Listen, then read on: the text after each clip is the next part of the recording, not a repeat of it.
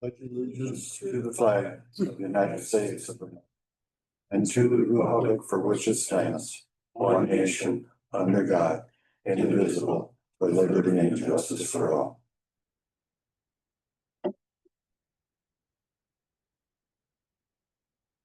Thanks, everybody. Alrighty, first thing is approval agenda. Additions, correction to agenda. If not, somebody make a motion to approve. Make a motion to approve.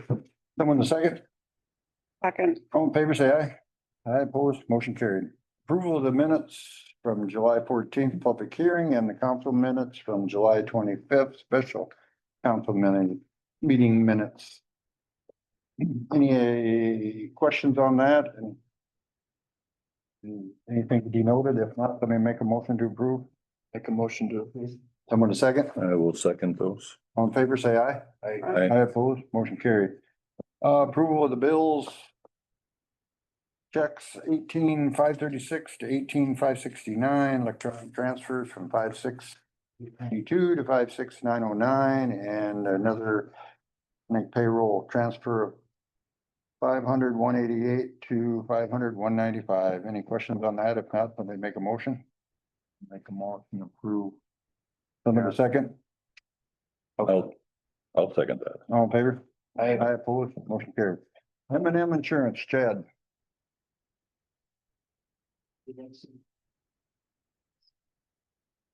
I don't have a lot. Chad, if we can real quick, just state your name, what you're here, you represent M&M Insurance. Just because we're recording it and we want everybody to know. Yeah, Chad Osterman, M&M Insurance owner, presenting the renewal for the city. Thank you. Insurance program. So, we basically, new inflation have increased property coverage about 490,000. Bringing the total property coverage to 10 million. Mobile property is up a little bit.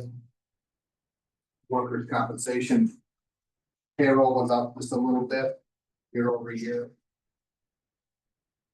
But the rates have dropped. Work comp rates decreased by an average of 20% depending on the class. So the premium savings just on the work comp was about $2,500 year over year. Do we have like 2 or 3 different classes, Chad? Do we have 2 or 3 different classes? What do we have? We Should have, have clerical and then maintenance and then like Brian. there's a lot more than that. There's I got that. They have, And then this would include workman's comp for the firemen also if they got hurt on the call, right? elected officials, firefighters, general maintenance. Parks and sewer disposal. All over. And So like clerical, what does that add now? clerical there, Yeah, that's only like what, 1.5, 44 cents. 44 cents? Yeah, okay. The highest class, of course, is firefighter. Yep. And how do you determine what rate to put on and what they receive at the end of the year? As far as payroll? No, they base it by the city population. That's how the league rates it. So we're under 2,000, so everybody pays the same rate per firefighter. Oh, any city under 2,000, Yeah, they get a raise. way up north or down here, same thing. Okay, And the only way that rate changes is based on the class, loss experience of that class of business and how they get injured or whatever, who gets injured. The firefighting class is a hard one because, they don't know real payroll numbers. From Yeah. the volunteer firefighter, you could have a firefighter that makes $10,000 a year, and then you could have one that makes $500,000 a year. If one of them gets injured, we pay whatever they're missing for wages, not what they're getting paid at the firefighting station. You know, so what rate is they at? Like 25, 30? they, let's see, they raised that at $25.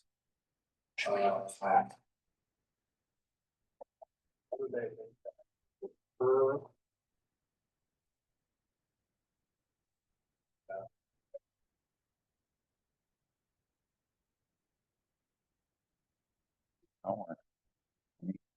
An hour. Would it be per call or is it, how would, or it'd have to be based on the dollar amount? The number, I mean, you could rate anything you wanted just based on numbers. It's all about how you calculate it. And the league, they've been doing this for years. I have a breakdown of that. I don't know if I do.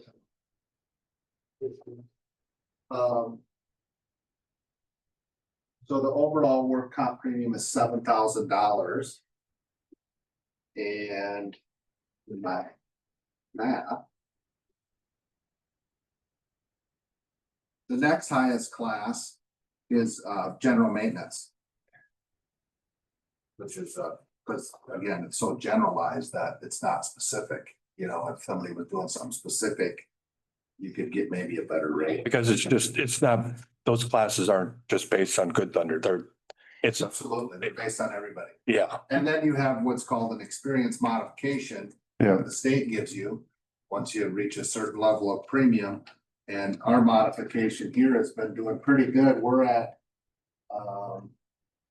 we're right at 0.93. I was gonna say 0.97. We're paying 0.07 less than, 7% less than everybody else. Throughout the whole work comp, our portion of it. Haven't had a work, knock on wood, somebody, work comp claim since 2014.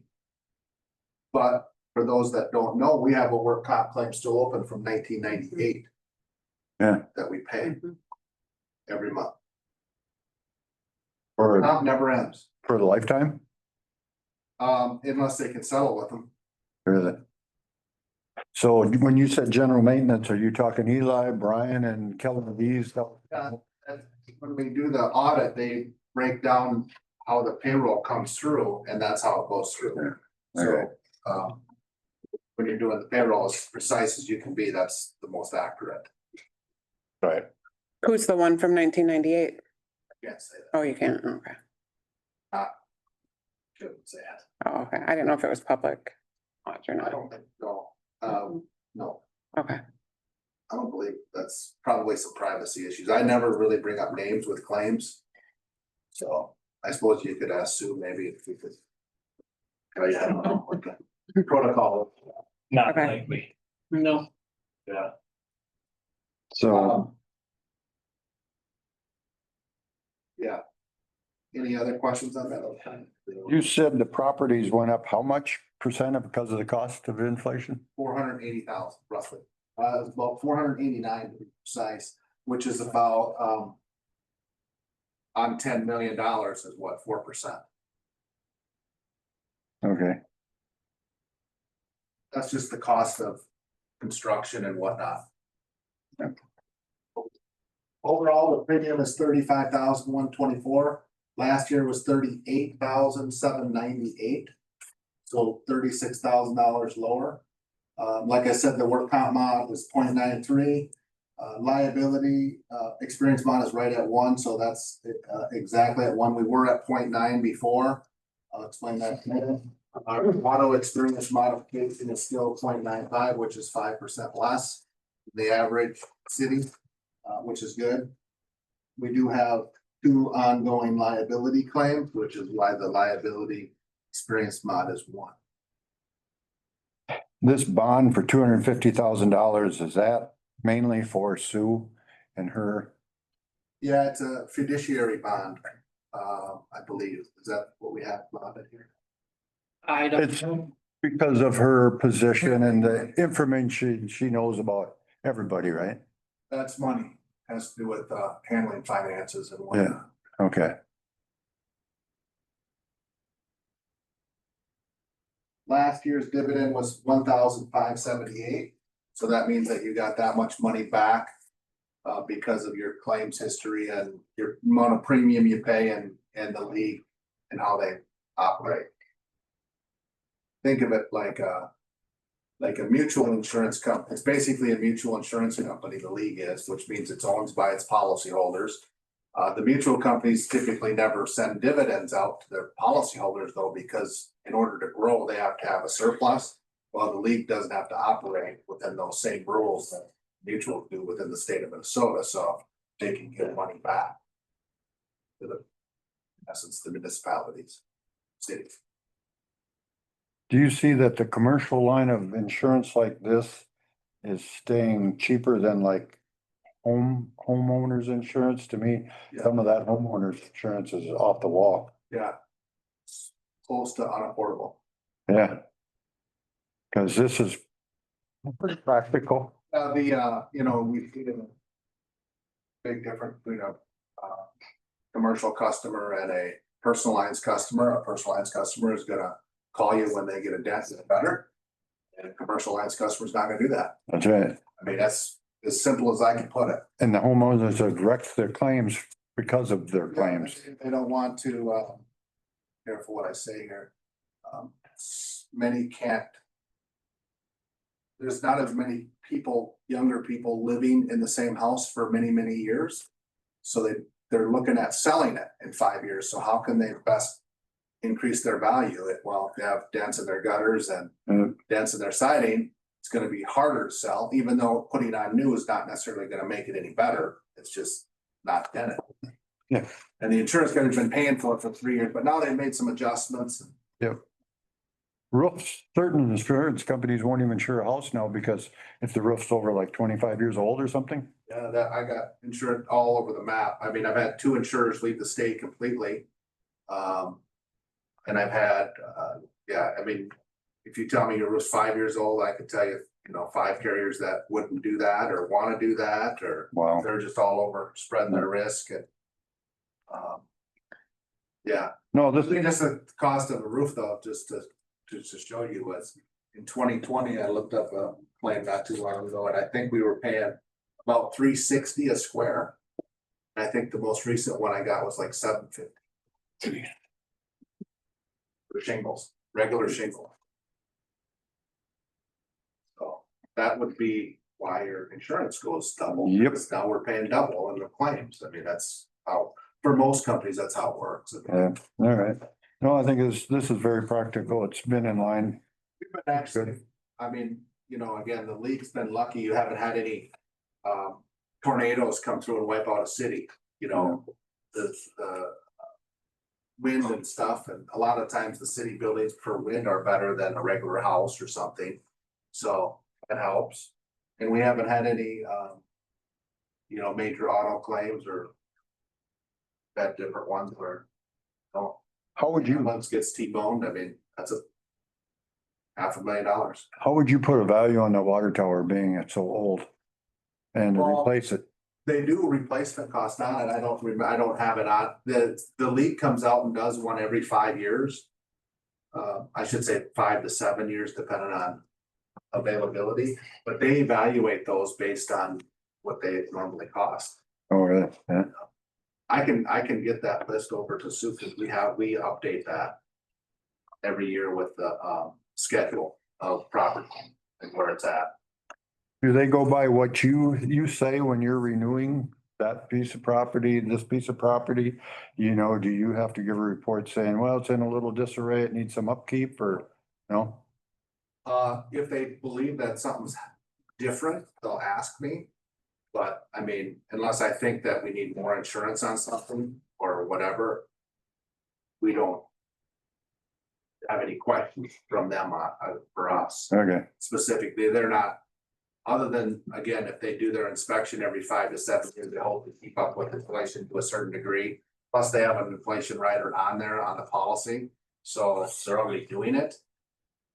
That's why occasionally after 5 years or 7 years, when they do the inspection, we will see properties sometimes go a little bit down. And the only reason that is because the inflation rider was maybe a little too high on that particular structure. You know what I mean? yeah, And they're doing, I mean, we use 3 different valuations at our office. There's probably more, about like E2 value for building cost estimators, Marshall Swiftback. A lot of people have heard of that. CoreLogic is our other one that we typically use for structures. And they're pretty close, but sometimes they can be whacked too, all right. Well, it sounds good to me. Anybody else with questions? The excess umbrella, We have to, so the excess limit is that liability policy that you actually have to make a motion and approve it every once a year. at a city council meeting. And what that means is that there's a statute in Minnesota that says you can only sue a city or municipality for a certain dollar figure, 500,000. So if, say, a fire truck's coming down and gets Sue going to a fire and she can't walk again, she can only get $500,000 from the city policy. What this does is waive that and adds another $1 million of coverage. How about the cyber for $250,000? What does that cover? How much? Just a line item? They've added some, all policies, commercial, even some homeowner policies added that, just to kind of provide some fluff. But if you look at the side of the coverage, it doesn't cover much, Okay, you know. all right. Basic notification maybe of people that were attacked. So most of the attackers are gonna attack your computer system and they're gonna say, yes, Sue, send us 50,000 Bitcoin and we'll give you your access back to all your city residents' social security numbers. You know, that's not gonna provide, that's gonna maybe notify them that somebody else has their social security number, but it's not gonna replace the 50,000, you know, Bitcoin that you gotta pay, the extortion money or whatever they Right. call it. Wow. All right. With that being said, then somebody want to make a motion to approve, what was it? Waiver of the tort limit. Waiver of the tort limit? And one other thing, I think Sue had a question. I know you had emailed Lisa, maybe what was that question? Again, if you want to maybe bring it up, please. Sure. So the question was, there's a track in the woods by the school out there. So the question is, what is the city's liability? Is it something that we, Does the city own it? I am pretty sure it We is. established that probably, probably 15, 20 years ago. It's right on the, That was ball field. Yeah. In the woods. Oh, but that parcel is part of the city. yeah, it's right where the ballpark is. It's in reality tied to that. So it wouldn't be any different than anything else, would it? Wouldn't be any different than softball field. No, no. Because, Any property that the city owns, the parks, anything. And again, the liability is, you were always negligent. You gotta be responsible for somebody getting injured, like. I don't know if you, put a rake down and somebody's supposed to be running and they step on it. Well, somebody did that. Or put a, rake there, or if you, don't have the proper, I mean, unfortunately, on a dirt track like that, or if there's a lot of hills or something, if somebody gets injured and the lawyer calls them, there's gonna be something, because some lawyer might say, well, you should have railings up all around this thing, or, every lawyer is a personal injury lawyer now, so Yeah. it just depends on the situation. But now but if the city can't control, I mean, to a point, because I know I've heard that back in the day, kids were bringing shovels and building these little hills and stuff like that. So what is the liability then for that? So is the city supposed to go back out there then and make sure that that there aren't any hills up there? Well, I think you Or- gotta do your due diligence and So- saying like somebody checks it once a week or once a month or whatever, you figure it out. That it seems like it's in good working order, I guess. I don't know. Pete Forey originally did that. And it was a pretty good hit for a long time, and then it kind of just went on its wayside. Now, yeah, you can see where there's clay hills in there. They'd have pretty tough digging unless you've seen them. I haven't.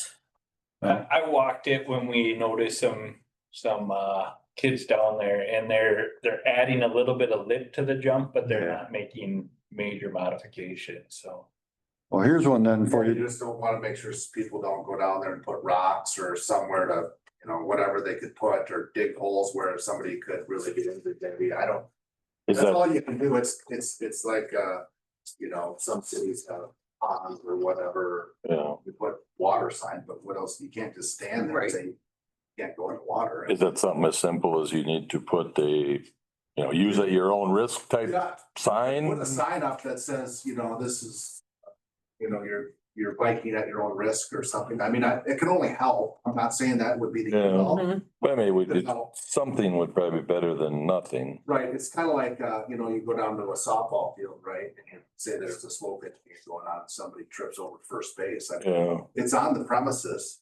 was first base perfectly secured. But at some point you are, basically entering at your own risk, or, you're taking Right. that on Yeah. yourself. Mhm. Cause there is no common sense in today's world Well, anymore. again, today versus 10 years ago, there's a lot of PI lawyers, I'm just telling you. Yeah, Mhm. I mean, that's, just back to your point, Robert, about insurance. This shoot has already fell on liability. It's hard to get liability insurance right now, commercially or personally. Really? You have it, keep it and buy more if you can, but it's hard. How about if the city ever had a retention pond for stormwater?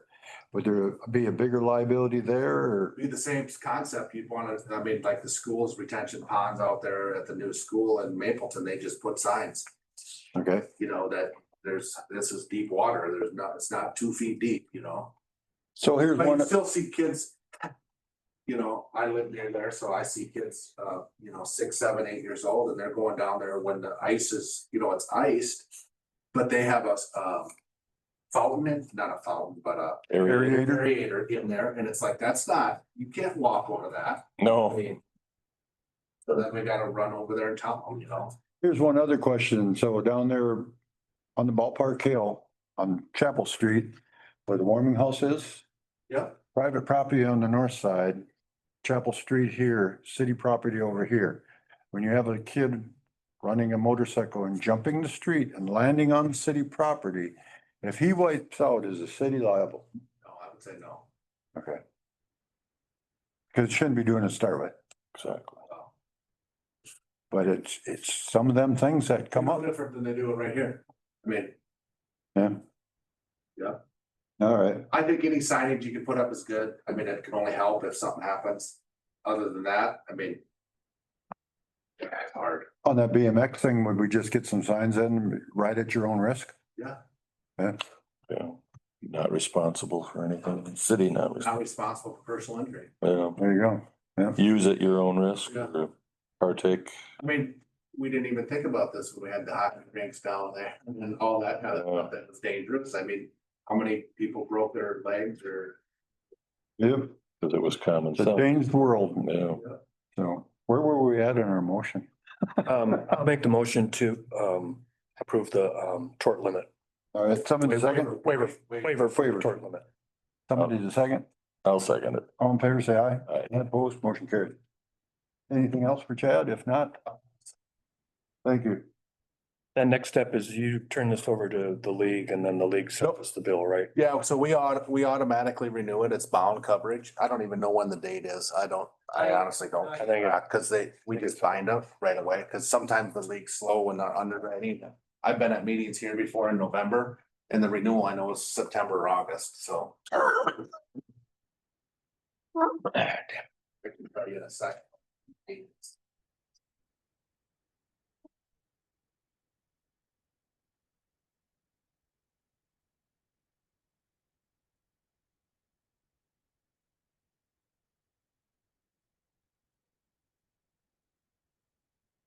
August 8th is the renewal. So yeah. A couple days ago. Like I said, 3, 4 months behind, depends, just like anybody else, the league goes through employees and stuff gets left behind and. Right. So we just buy in the coverage, right, Okay. There's not really many, I mean, the league is such a much of better service to municipalities. We actually have another company that would write them, but. They're just not, they don't have the coverage and the flexibility that. I think we've asked this before, in a small town like this to provide health care for 2 employees. Is the league still looking at trying to get health care? I have not heard that from them. I have heard that the friend now is, her employers is, these ICRAs. Have you heard of them? Incra? ICRA, it's ICHRA. And that is basically, I don't know what the law would be on the cities doing that. I would think it'd be the same as an employer, but that basically, you can just give an amount of dollars to the employee per month for health insurance. And then they have to show you that they went out and bought it on the open market. Do they have to pay tax on that dollars? No, No, it would be tax-free, I would think, since you're buying. Your age. product. but yeah, I mean, that's tax-free, but then they don't deduct their health insurance either. What does That's that, the dumb thing about health insurance. what changes between that and HSA? Well, an HSA is totally different than an ICRA. ICRA does not, HSA is tied to a health insurance Plan? plan. Okay, Yep. And then, so like if you got a, say an that's another way, if you want to give more dollars that aren't taxed. And help employees out is if they, get an HSA compatible plan, the city can put a certain dollar figure into their HSA for them. And then they don't have to, it's not a use it or lose it situation in an HSA, they can roll, they can take it with them actually. Yeah. You know, because that's what small towns face is pretty high premiums for just one and two all employees. small employers face the same thing. Yeah. I mean, it's just like a small employer, Yeah, people under, and then you gotta worry about the, paid family medical leave act now starting January 1. Be another 0.88%. yeah. Minimum. Well, that's the number the state is throwing out, but that's a low number. There's estimates that'll be 3 times that when it's all said and done. But they just are throwing out numbers now because they don't know. If you ever got different leadership in the state of Minnesota, could that possibly go away? I don't think so. Oh, really? I don't think you can. Man, that'd be hard. Because other states don't have it, right? There's a lot to do, but some that don't. Yeah, it's about 50-50, I think. I mean, I think the concept is good, but like I tell people at our office, I mean, if somebody had to go somewhere for 10 weeks, I'm not gonna replace their job or I'm gonna pay them if their dad's sick or something. The question is how many people are gonna actually abuse it and it's made for more like the Targets of the world that have thousands of employees and one person's gotta leave for 8 weeks and they just decide to replace them because they don't really care. Yeah. It's corporate America. And I think that, our argument, well, the argument of the Minnesota Chamber of Commerce to the legislature about that was, you just can't find replacements for that long. Maybe if you were a receptionist and answering a phone, that's all you have to do, that would be different, but finding a replacement for Sue for 12 weeks. Yep. Jesus. Oh, we got it made. John's rolling his eyes. It's a hard one. I mean, you do your best, but. Yeah. Well, thank you. Yeah, Okay. if you have any more questions, everybody pretty much knows how to get a hold of me, so. Great. Alrighty, Thank you. thank you. Okay, Bolduc Engineering, we got Brandon here tonight. Hi, yep, Brandon Johnson with Bollig Engineering, does all you guys have my card, right? Need another one? I stopped in earlier and so I don't know if was a conversation, I just kind of wanted to see what was going on. Sue invited me, so might have some questions. She brought up a couple, I don't know if you guys talked, if you just want to recap those or there were some other questions. Let's recap hers first. Okay, well, one, she talked about the needs assessment, and if, if we did ever come in and sign on as engineer, that the needs assessment is free of charge. So even when we get done with the needs assessment, there is no cost incurred. If there was cost incurred at all, that would be a proposal for another task order after that, like if we had to do a preliminary engineering report or anything like that. So with the task order agreement and task order number 1, until we get done with all of that, there is no charge to the city. So, and John was there too. So I just wanted to state that. Can you just go over what the needs assessment, So needs assessment? yeah, absolutely. So we would come back and mainly see when Brian and Eli are available. They're the big ones that we get a lot of information from. We kind of spend the day with them, go look around at all things. Also, if you have anything we want to look at ahead of time, we go do those things. We get maps, look at your water tower, water treatment plant, wastewater ponds, anything like that.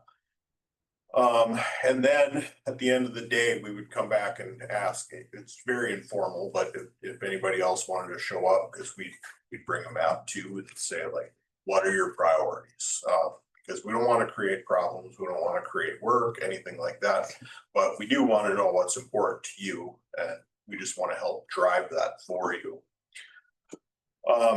We take that and we write that all down, go back to the office. Our funding team looks at that stuff and tries to figure out where money is available for certain things, or a lot of different agencies trying to figure that out. They scan all your maps. They also digitize them. So when we're done, we'd have everything that we took back. We would digitize it and give that back to you on a flash drive and the originals that we brought with. Then we would have a conversation of what we found, what things are in good working order, what may not be in such a good working order, some solutions to the issues that you brought up. And then we go from there, depending on what that would be. That's when we come into the next steps and propose that to you and see what your thoughts are on that. And like I said, up to that point, when we come back with that new proposal, there's been no costs incurred on the city at all. You know, it costs us, but we found that's a really good way to let trust with the city and show them where they're at with things and work from there.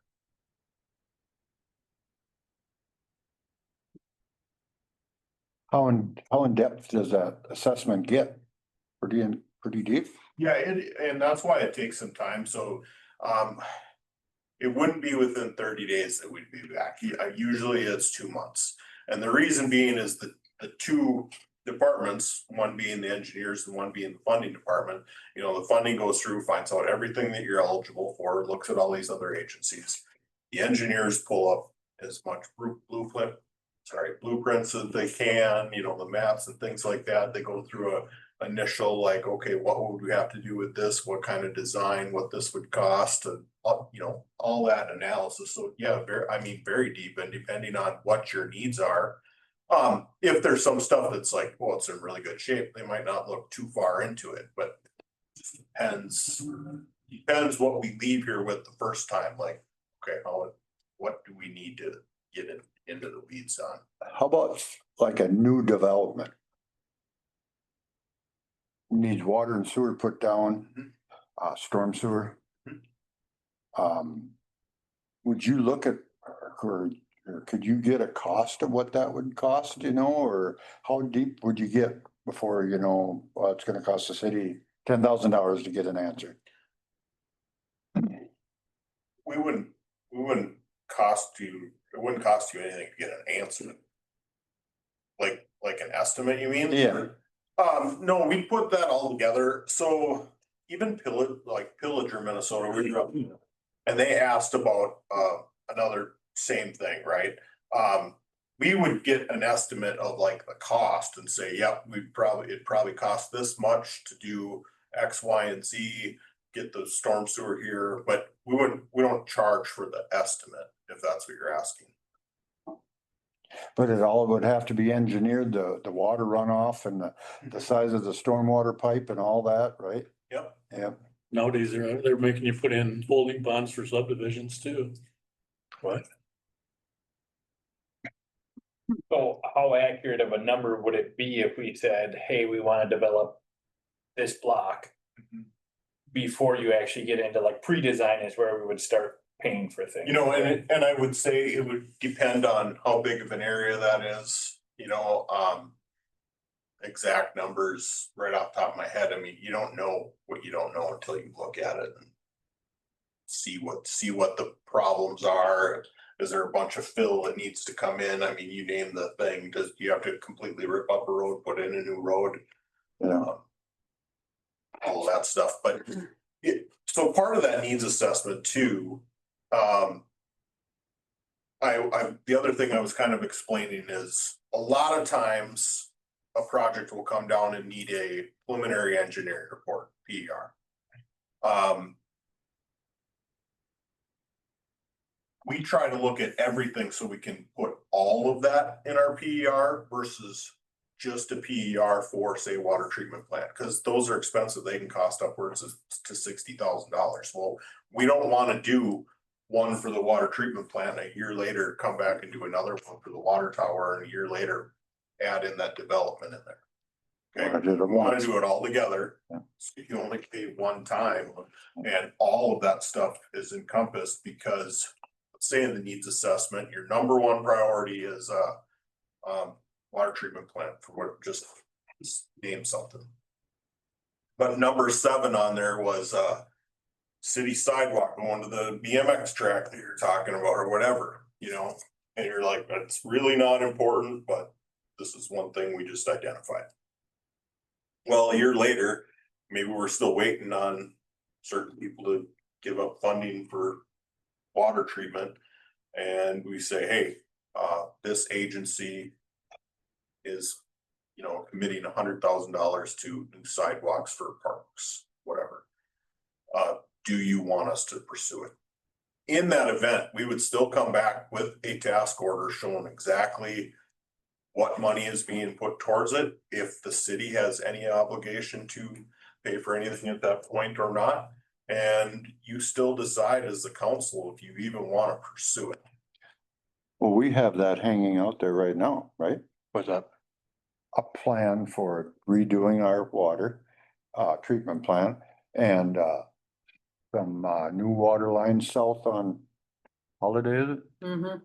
And we had what, about 3 or 4 different items that we were gonna loop together and all this, you know? And that was way last fall. And this was, About that.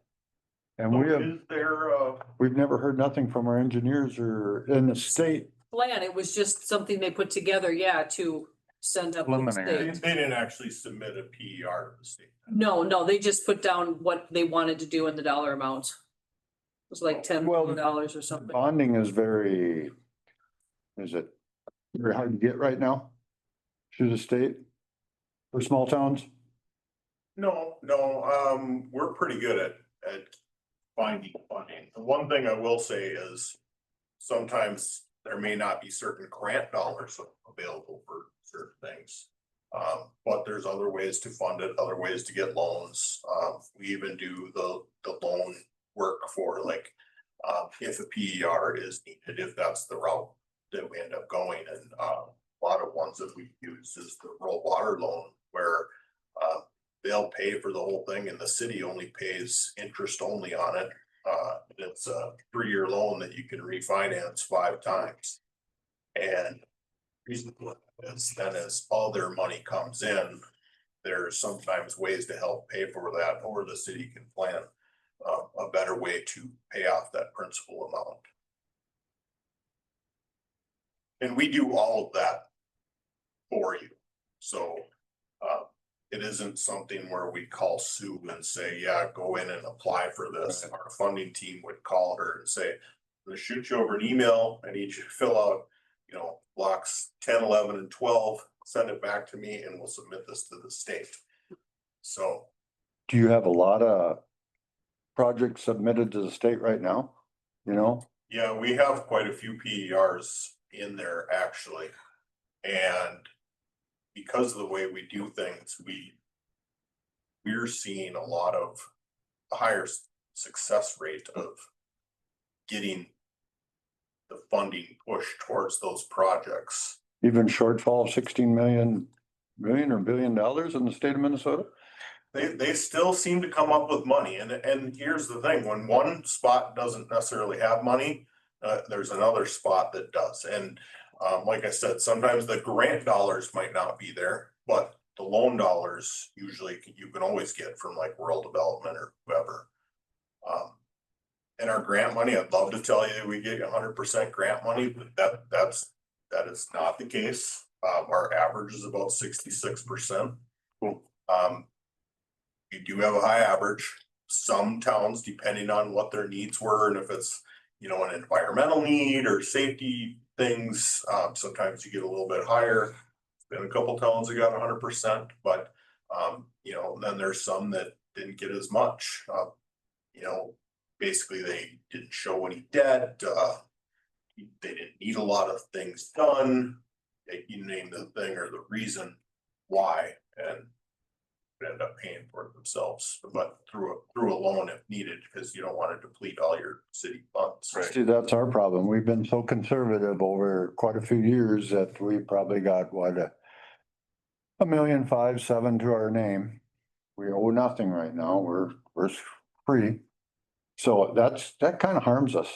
Yeah, well, yeah, but I would tell you not to like just, Waste it. waste it and pay for something. And in fact, even if something came out, and you could just say, write a check for the PER.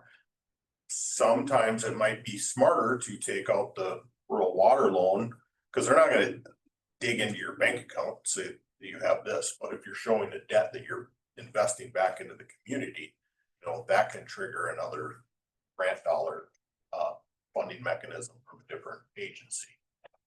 Projects, do they always get a partial grant or sometimes yeah, sometimes no? No, because, so let's say just city streets that don't need any water or anything done underneath them.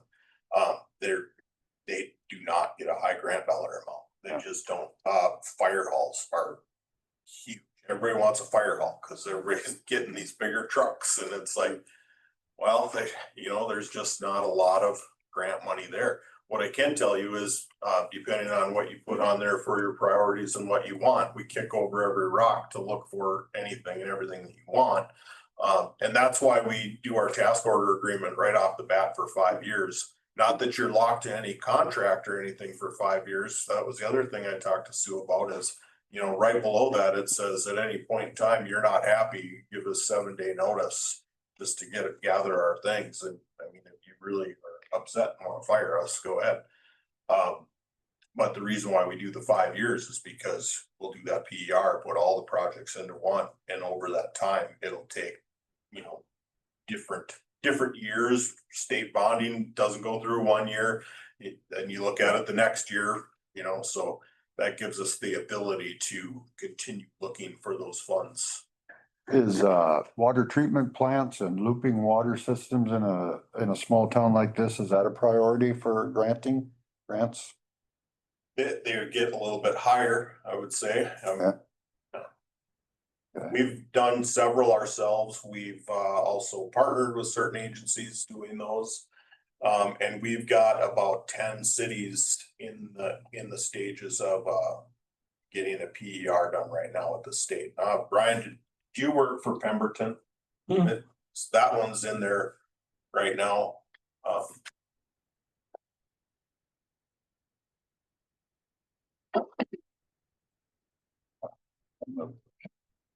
Anybody else with questions? I can't remember what I was gonna ask next. Well, I mean, the one thing I would say, I don't know if you were ready to sign a new engineer yet, or what your plans were to do.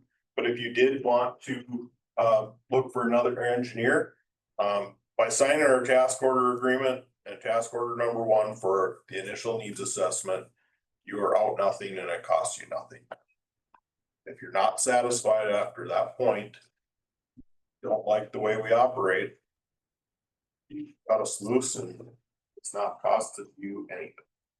I remember now, if say we did a 3-block curb and gutter, or no, okay, a complete street, water, sewer, curb and gutter. 3-block area. When that is getting done, do you have a person on site every day watching what's going Yes, on? we do. You do? We do subcontract, for the work, obviously, but we have reps on site for our projects. Are they there the whole day, or do they just come and watch in the morning, see how things are going, or drop in the afternoon, Well, or? they should be there most of the time, and if it's one of those deals that somebody's not there, that's when I should probably get a phone call, or even someone else, the owner, or whoever the case may be. But I mean, I'd like to tell you that everyone in our business is a model employee, but as we hire people, you just never know, right? So. That's why now, after a couple projects, we kind of make sure our city maintenance is kind of overseeing too. Yeah. Because there was times where things were brought to other people's attention that, this shouldn't be this way, and it kind of helps. So you get a very good product. Yeah, our person, and I'm just thinking of, for South Haven to begin with, because you talked to us, right? I mean, they're on the first name basis with our RPR that's on site. The mayor stops and talks to her all the time, so I mean, but yeah. What percentage of your business is with the smaller communities? All of it. Oh, I mean, okay, I should reword that. What do you classify as small? So we How do big? not work in any towns over 5,000. Oh. And 90% of our clients, probably 95% of our clients are under 1,000. Wow. This is the perfect size of what we do. What's your experience with water treatment and water towers building? So of the water treatment plant or the tower? Oh, both. Yeah, I mean, so we'll work with other contractors for the towers. A lot of times we'll go through, do the design, things like that, but maybe we contract with KLM if it's a refurbishment or, things like that. As far as the water treatment plants, we've done several. And like I said, we've got another 10 to a dozen that are already in the PER stage at the state level. So, I mean, we absolutely do water treatment plants. It's one of our biggest things, but we don't want to just say, yep, we'll go build a new water treatment plant if that's not what you need. I mean, refurbished them and stuff too. I know last time you guys brought up the fact, a question about possibly relocating it. Which if that's exactly what you want to do, then sure.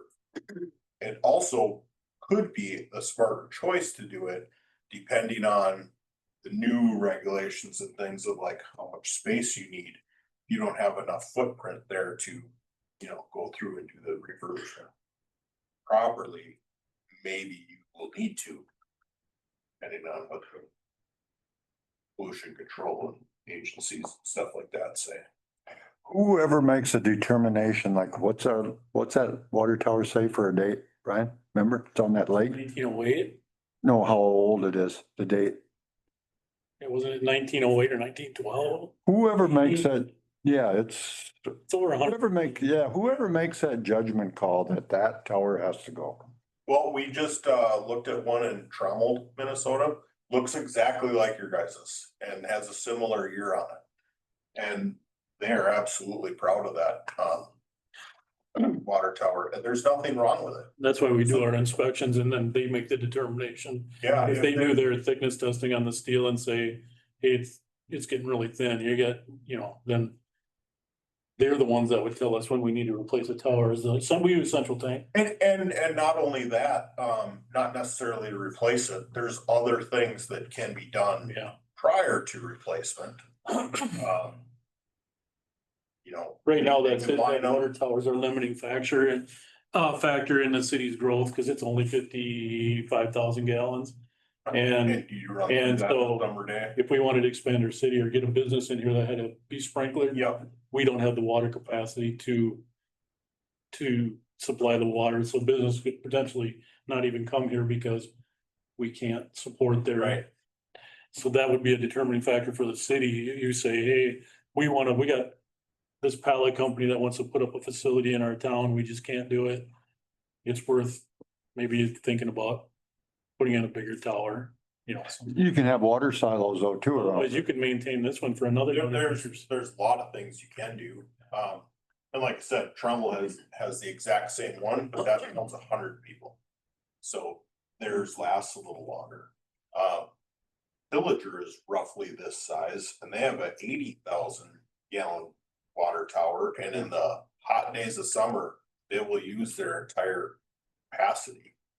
What, you're only pumping 40,000 a day now, Brian? Maximum, yeah. Yeah. They got a lot of people with cabins by the lakes and everybody's watering their lawns, and so that's partially why.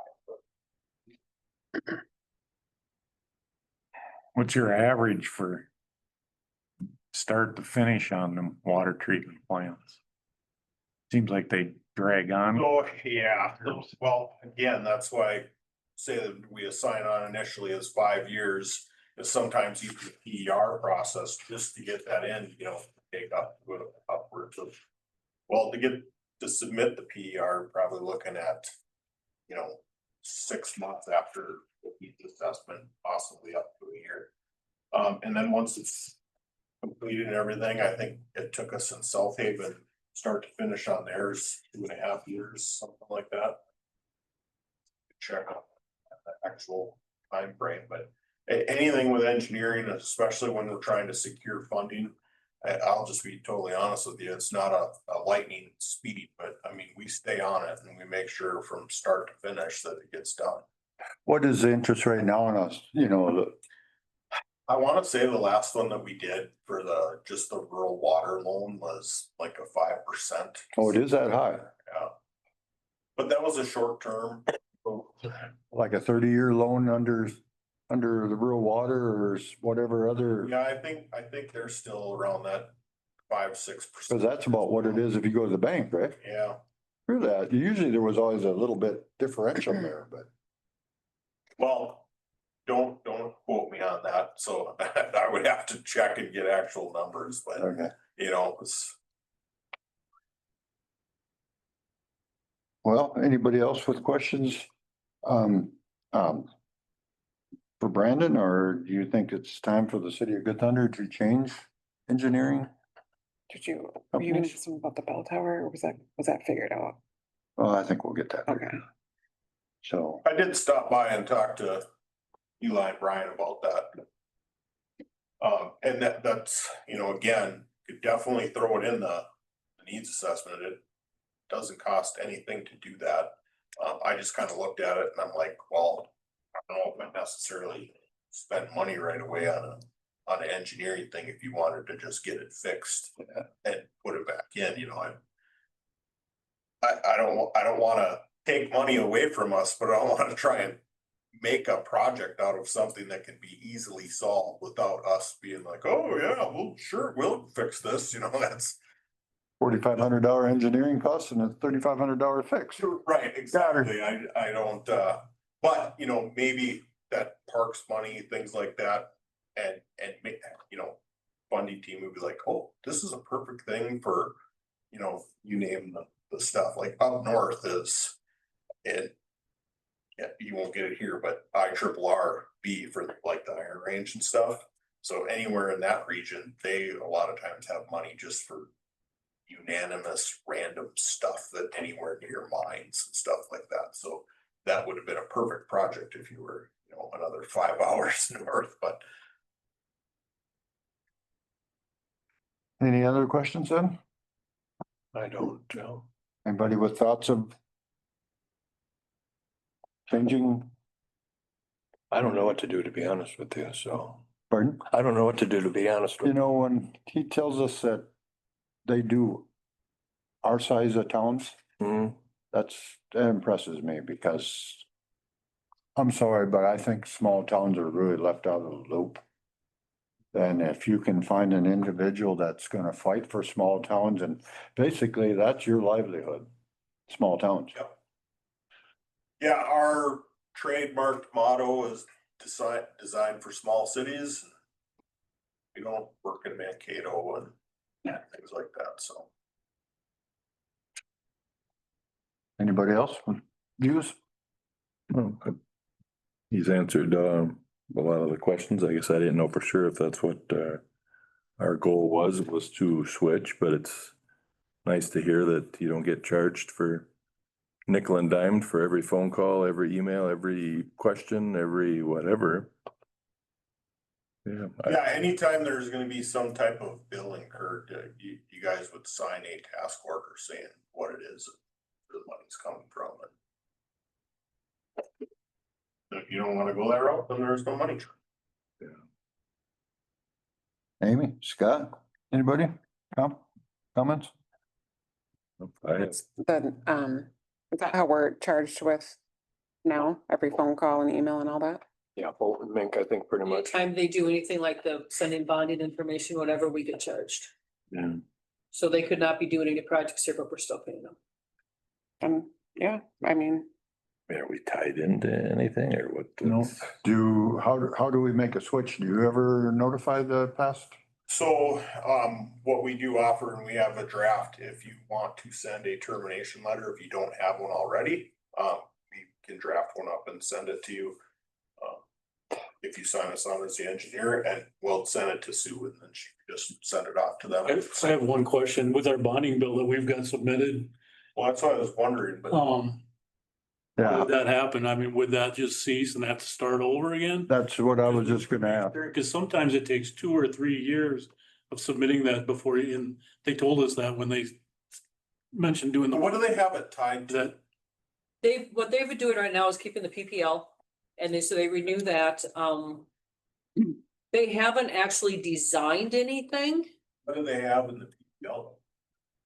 Is there like a specific project tied there or? Well, it's the water tower, Water, Not the water water tower. plant. water plant, the well, it was looping some, looping Halliday Street and Chapel, Pond. Holy Or Pond. retention pond. Yeah. we have a lot of 4-inch water mains, and the state sent out a letter over a year ago stating that they want small towns to upgrade them to at least 6 inches, right? Sure. And so we have a number of them that I think was thrown in on that deal. We didn't get the bonding bill on this first trip through, but they said sometimes it takes 2 to 3 sessions of legislature before they'll finally pass that bonding bill, so. It shouldn't matter who continues with that, because we're having Bolton and Mink do that. But there are cities that do it themselves. So I wouldn't, Do you think you could pick up and go with what's submitted? Yeah, so we had another town, and they already had a whole PR already at the state level. And we were able to take that over, make a couple changes and not lose its place in the Perfect. state PBL, so. Thing is, we're paying for their service. We're paying for that, so in turn, it should go with us. That makes It's sense. already been submitted. Yeah, what's submitted, Yeah, yeah. it's really The one our, that we took over the PER for, it was not Bolton and Mink. But I don't wanna name the engineer that it was.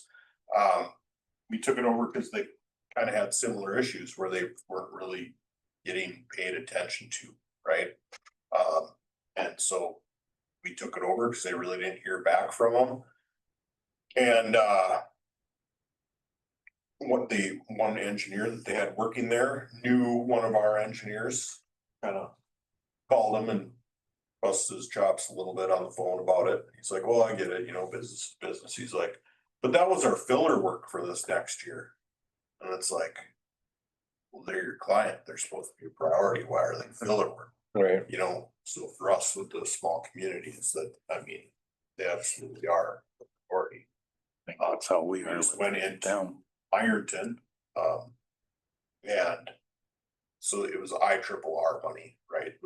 I get it, you're not eligible for it, but the guy at IRRR had asked the engineer that was working in that city for an estimate for, they had a commercial lot that they moved the water lines at one point in time. And they basically cut it, old school was there, they had lines crossing. And IRRR wanted to just give money so they could remove these lines and let a housing development come in there. They had asked them for it in September, this last September. And they wouldn't get called back, they'd stop in, they just kind of ignored it.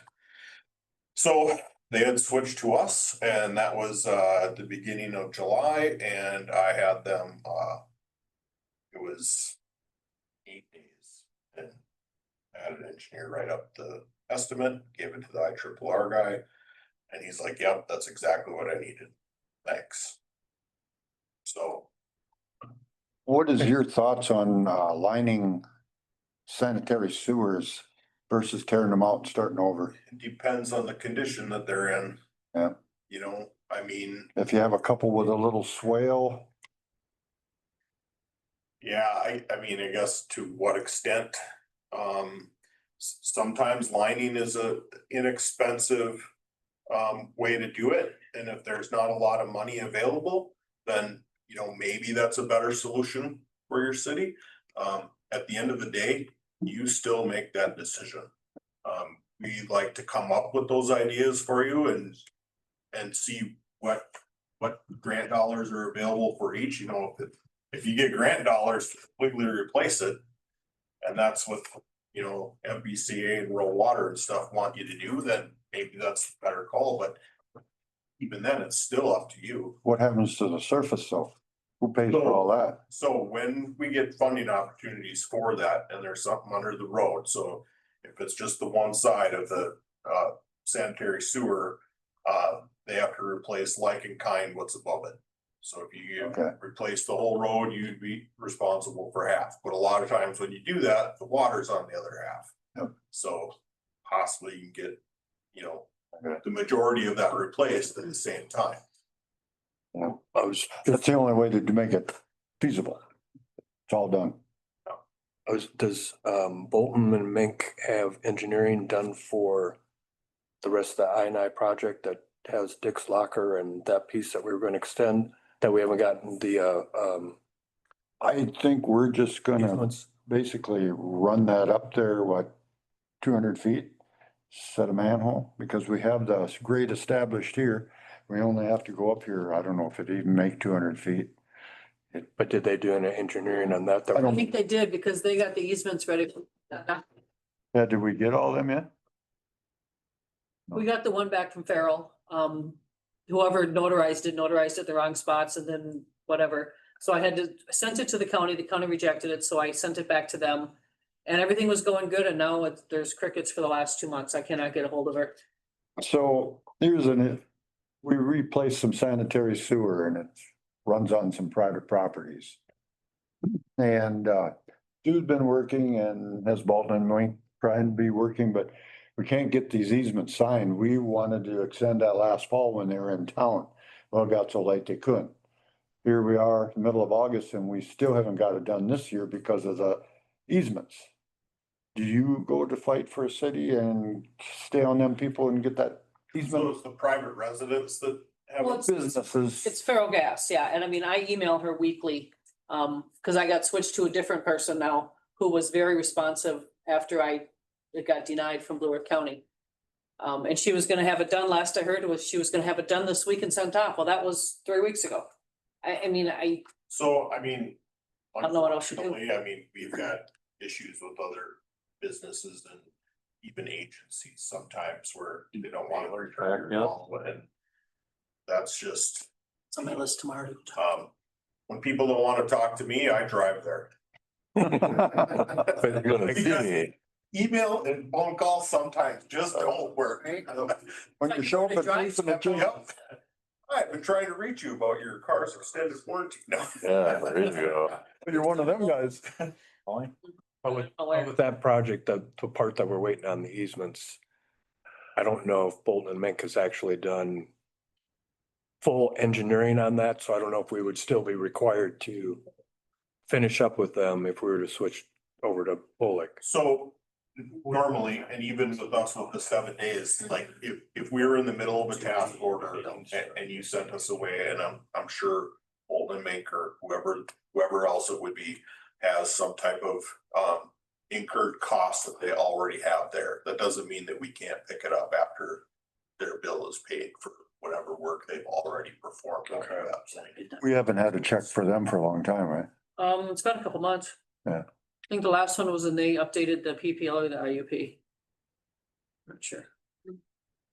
So I mean, that 250 feet to run I think it was an 8-inch sewer and set a manhole and hook up three services. I mean, you could pick up on that and make that happen.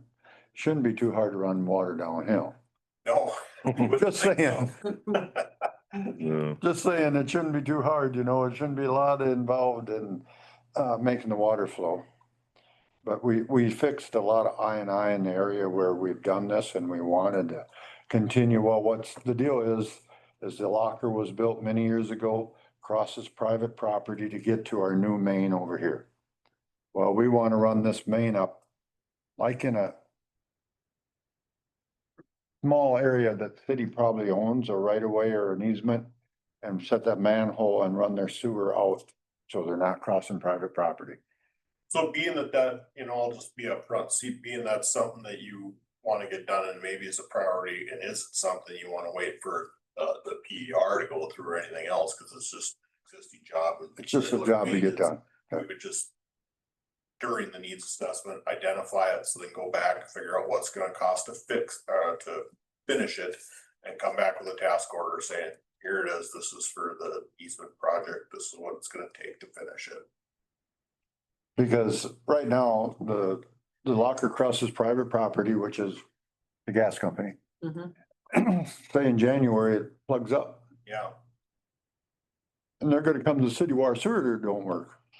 Okay, yeah, so we wanna fix this because it's probably been that way for 70 years. yeah. And actually, if we looked at that right away, that's something we could rush on and probably get a task order to you before we even finished the needs assessment, so. Does that help, John? Cause that's the only other thing I can think of that we would Yeah. have to be active with Bolton and Mink right now. This is something that you think is a good idea, or you deal with I it have more no than we opinion on do. this. I'm not on council. Well, no, just the day-to-day doing business is what I'm saying. Sometimes it's frustrating to work with the engineers we have now Okay, well, because I get unanswered questions. I don't get answers. and we're not linked into them, signed into them, we're, I don't know where we are with them. Like I said, I sat in that rural water seminar last year asking where it was, and they said you should contact your engineers, and I said, I haven't heard from them since, and she was sitting right behind me. So, and then she never did get a hold of me since then, so. and it's kind I of, hate to put you on the spot, but I just wanna ask you a question that maybe this would help. What? Have you talked to other clerks, and what have you heard for Balling Engineering that maybe would be relevant to relay to the council? Now you're putting me on the spot. But she's good at it. yeah, Yeah, well, there you go. No, I called South Haven and I was on the phone with her for 45 minutes. And she was explaining everything that they went through prior and everything they went through when they signed on with Ballig, and how no matter what question they had was always answered. There was always somebody there, always somebody willing to help, look for things. And they would bring things to her and say, this is what, you know, like you said, this is what you need to do. And she said she was very happy. Do you have anybody in Blue Earth County? And Yeah. boy, in Min Lake, don't you have Min Lake too? Yep. They're in Freeborn County. Pemberton, Or they'd be in Blue Earth County, yeah, we are in Amboy fixing that project. from the start or fixing it? sounds like they inherited, We, yeah. we did not do that. Okay. Yeah, Wood Lake, Clarkfield, Sacred Heart. Western Minnesota. Pemberton, just name a few, otherwise I could look on my map on my phone. Well, if that being said, then would somebody like to make a motion for the city of Good Thunder to change to Bullock Engineering as their primary engineering company? I'll make that a motion. Someone a second? I'll second it. All in favor, say aye. Aye. Aye opposed, motion carried. Thank you. Thank you. Would you like the drafts too? Would you like Yes. a draft of that? Yes. I will get that to you. Okay. And have the task order agreements, if you would care to sign each of those. One copy is for you, and one copy is for me. Sue will need to sign that one as well. And then here's one, so we can set up with Brian and Eli and come back and do a needs assessment. As long as we don't lose any ground in what we have sent up there already, like what Brian was explaining, I would think everything would be just fine.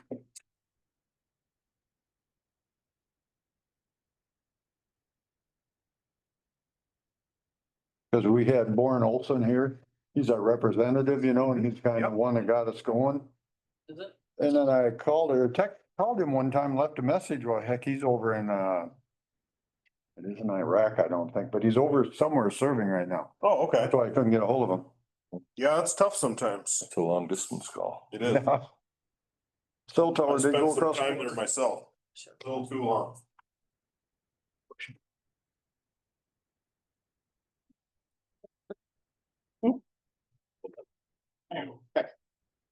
Okay, All right, well, thank you very much. thank you. Thank you. Be a pleasure and I look forward to working with you guys. Yeah, I hope we have a good working relationship. Do you have a card again? Yeah. I'm Yeah, sure I had I would your take card, one but, also. Put it in. Absolutely. As long as he likes phone calls, we'll call him. Well, I'll just tell you right now, if you call the office phone, I don't even know why they put it on there because they can never find me. But the cell phone does go right to my cell. Same. Perfect. Need one. I'm gonna, You got my number. put it good.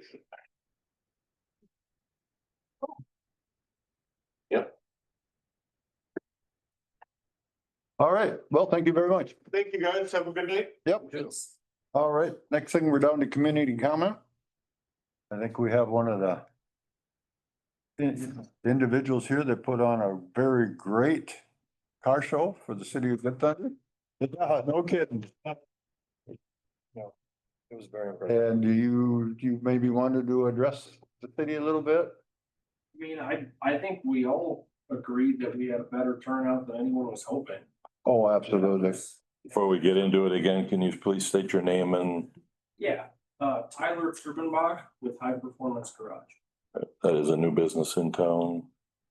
Just so everybody knows. Yeah, and so it's on record. Yep, and I do back up what Mayor had said, that I was very pleased or surprised by the turnout you had down there, and I walked around for 2-3 hours and yeah, you had a very good turnout. Yeah, I don't think anyone expected that kind of turnout. Yeah.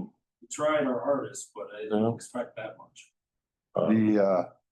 The individuals you had or the organization you had to supply the burgers and the hot dogs and whatever. I mean, and ice cream. I mean, man, it couldn't have got any much better. I agree. Yep, it was top There was notch. even people dancing under the old, you know where the sandbox is, that little pavilion there? Yeah. The band was playing, there was an old couple dancing in there. Oh, I seen you. Oh, you seen, I believe that was my grand. Was it? It was cute. and I know there was a lot on social media. Did we ever come behind and announce who won what or anything like that?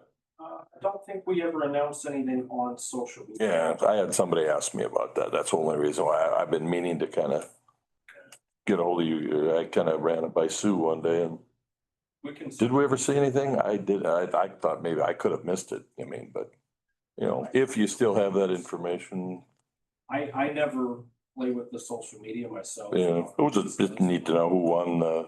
If for the people that were there anyway, that didn't stay till 5 o'clock, Right. would be neat to know who had the best car or the whatever all the categories were. We can certainly do that at least for the trophies. Yeah, yep, whatever, yep, I think that would be neat. I'd heard nothing but good response.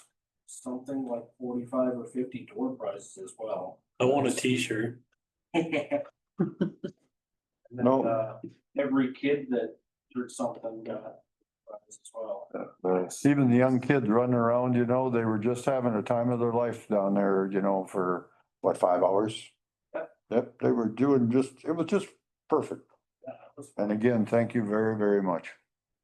cute. Any plans to do it again next year? Yeah, and that just, Pardon? I would love to. Okay. I know Tucker would love to as well. how about a spring and fall? Yeah, very possible. Yeah. I mean, what do you think of the location? I mean, that's a pretty nice place to have a car show, isn't it? Yeah, I like that park. Yeah. Maybe let's not seal coat it a day before. Yeah, Yeah, my phone blew up too. the timing was really bad, but Yeah. I don't own nice enough cars that I care, but there are some people with some Oh, yeah. very nice cars. Yeah, the best thing Absolutely. about it was only 150 yards, and if they idle them, Yeah, we got it, yeah, but yeah, I do agree, We got Eli on board now, so yes, what we did there should have been done back in about the end of May, 1st of June. So you can get it in all summer long. Here we are, the first day of August, so we missed out a few months. So hopefully next year it'll be on track for earlier in the year. Yeah, it seems like it's taken pretty well. Yeah. In front of our property. Yep. So, Some spots. Yeah, Yeah. you're doing your best. Yeah, I'd like to officially thank the city for helping us put that on. yeah, Everyone in town has been. yep, no, it was very nice. Thank you. All right. Anybody else with community comment? If not, we can move on to Sheriff's Department with 66 hours, direct patrol, civil assist, juvenile nuisance, welfare check, traffic stop, stolen property. Any questions on that? Not move down to fire department. Hang on just a second. I had a message from Deputy Hagan. Had a couple, he and I talked quite a bit. Got some feedback about the BMX track and all our other parks. He said there's some new laws or new recommendations. I'm trying to find it here. Here it is. All right. Since we were kind of talking, he called it an ordinance. We're talking about parks. 2 suggestions for ordinances. Hours that the parks are open, closed. There needs to be a sign that states no camping or no overnight camping or sleeping in parks without authorization. Can't even talk tonight. Authorization from the city of Good Thunder or council. Then, he said they actually had a issue in Mapleton that a transient was taking up residency in the park in Mapleton. Okay. And they did not have that sign, so they are in the process of ordering that sign to alleviate that problem, and he just gave us a heads up. And then he brought up the topic of e-bikes. They're doing the same thing. We've kind of talked about e-bikes. I was going to get my ordinances out to make sure how we had that worded. He said too, we gotta be, since they're the new craze, he said you have to be pretty specific where e-bikes are allowed, where they're not allowed. What is an e-bike? Are they allowed on sidewalks? Are they allowed in alleyways? Are they allowed on the street? How about the age of the rider? Yeah, same thing. He was even saying with us with having the county road come through the main thoroughfare of the town has a big difference with that too. I mean, we can't just base it by what the county does. We have to do our own too.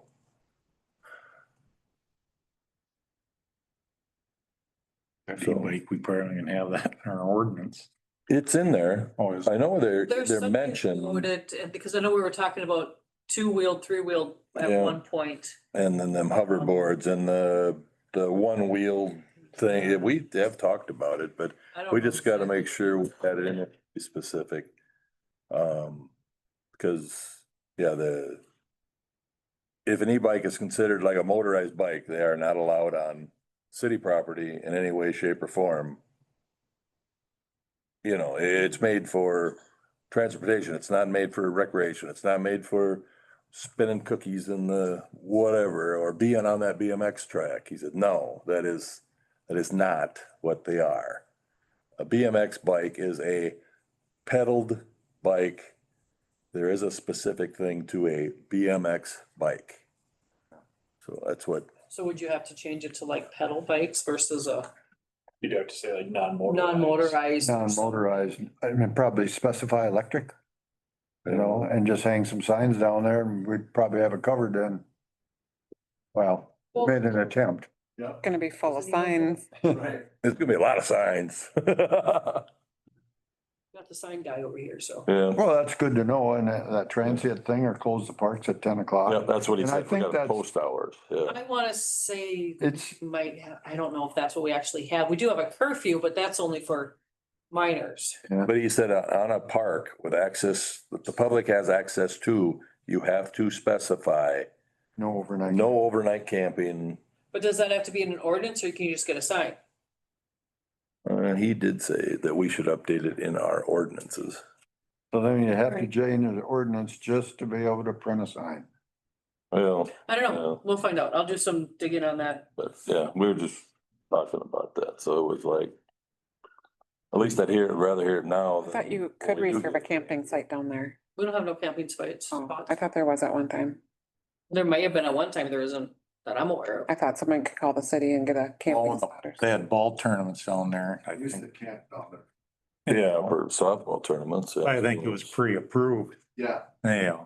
whoever was hosting the tournament said there was gonna be people. That's what we did when we hosted them down there. Yeah. Yeah, Well, that pretty much is out the door anywhere because there's no ball played down there, so. yeah. I don't think it's like ball play. Yeah, it's really died. So, 40 years where they're playing ball and now they don't play at all. well, you're gonna check with the lawyer then about the ordinance? Yep. He's gonna work on some signage? Yep. Cause I suppose on the ballpark one, well, probably both parks, you'd have to have on both Yeah, sides. he said both parks. Yeah, he- but I mean, what corner do you put it on, or do you Oh. put it on When I talked, four sides? when I talked to him, there is a sign down there that acknowledges that it's called Thunder Valley Park. That is all the only place that it would need to be.